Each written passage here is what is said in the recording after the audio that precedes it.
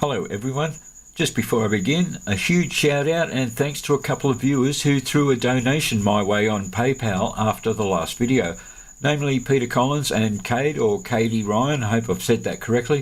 Thank you so much guys, very much appreciated. Now on with the video. If there was anything that happened while I was away that would have been priority one for me to talk about, it had to have been the first assassination attempt on Donald Trump in Butler, Pennsylvania on the 13th of July 2024. I can now only talk about it 6 months or so on. So you could easily say, well, Gary, it's old news now.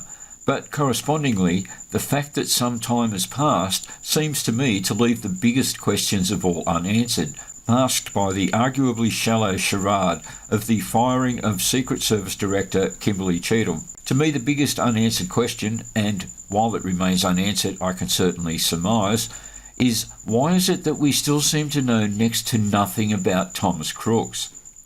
As a big Trump supporter, I was just so relieved that he actually survived. Then I was within seconds angry that it was allowed to happen. Then I was within seconds awestruck at how he stood up, raised his fists and yelled, "Fight, fight, fight." To me, that was just balls of steel stuff, and no one is ever going to be able to tell me otherwise. I myself might be a confirmed and lifelong atheist, but I can really appreciate how many God-fearing Americans view Donald Trump moving his head just at the right moment and subsequently his life being spared as divine intervention. The hand of God acting to protect Trump so that he could again become president and try to save the US.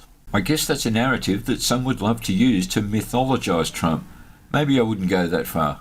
His trolling of the Harris campaign with the shift at McDonald's was epic, as was the garbage truck meme. But of course, Trump really won on policy. But I think it's also fair to say that the Democrats lost on policy. Not the policies Kamala put forward during her campaign, because there weren't any, but the policies of the last 4 years of their administration. Surely Biden will go down in history as one of the worst presidents ever, if not the worst.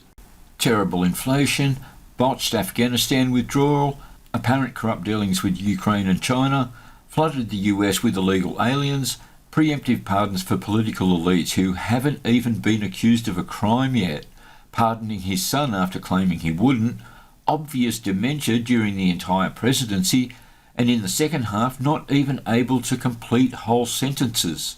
And the biggest of them all, the open weaponisation of the justice system and the media to try and imprison and disqualify his political opponent.